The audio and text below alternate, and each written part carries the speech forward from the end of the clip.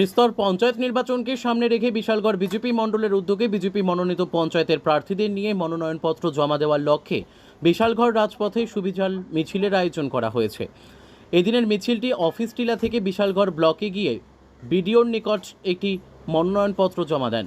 এই দিনের মিছিলে উপস্থিত ছিলেন প্রদেশ বিজেপি সভাপতি রাজীব ভট্টাচার্য, বিশালগড়ের বিধায়ক সুশান্ত দেব সহ অন্যান্যরা। মনোনয়নপত্র জমা দেওয়ার পূর্বে প্রদেশ বিজেপি সভাপতি রাজীব ভট্টাচার্য বলেন, বিরোধীদের নির্বাচনে প্রার্থী দেওয়ার মতো লোক পর্যন্ত নেই। লোকসভা নির্বাচনে মানুষ ভারতীয় জনতা পার্টিকে যেভাবে ভোট দিয়ে জয়ী করেছে তাতেই প্রমাণিত মানুষ বিরোধীদের আর চাইছে না।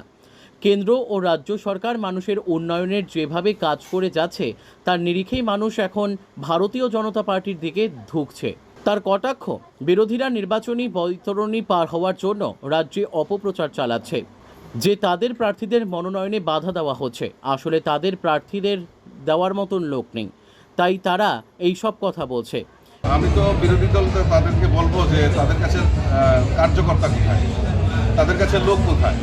লোকসভা নির্বাচনে মানুষ ভারতীয় জনতা পার্টিকে যেভাবে ঢালাও হারে ভোট দিয়েছে এবং আমাদের বুথ স্তর একদম পৃষ্ঠপোষক পর্যন্ত আমাদের কাছে কার্যকর্তা রয়েছে।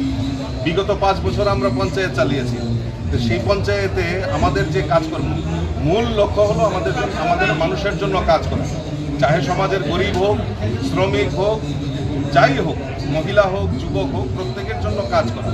আমাদের রাজ্যের মুখ্যমন্ত্রী ডাবল ইঞ্জিনের সরকার, কেন্দ্রে নরেন্দ্র মোদীজি সরকার, রাজ্যে আমাদের ডক্টর মানিক সাহাজির নেতৃত্বের সরকার। এই ডাবল ইঞ্জিনের সরকার মানুষের জন্য যে কাজগুলি করছে সেই কাজগুলি নিরিখে দাঁড়িয়ে মানুষ ভারতীয় জনতা পার্টিকে পছন্দ করছে। এখন তারা ক্যান্ডিডেট খুঁজে পাচ্ছেন না। তো যেহেতু নির্বাচনের বৈতরণী পার হতে হবে, শাসক দলের উপর তারা মিথ্যা আরোপ লাগিয়ে তারা বৈতরণী পার হওয়ার চেষ্টা করছে। এই দিন মিছিলে বিজেপি কর্মীদের উপস্থিতি ছিল লক্ষণীয়। Bureau report, news daily Bharat.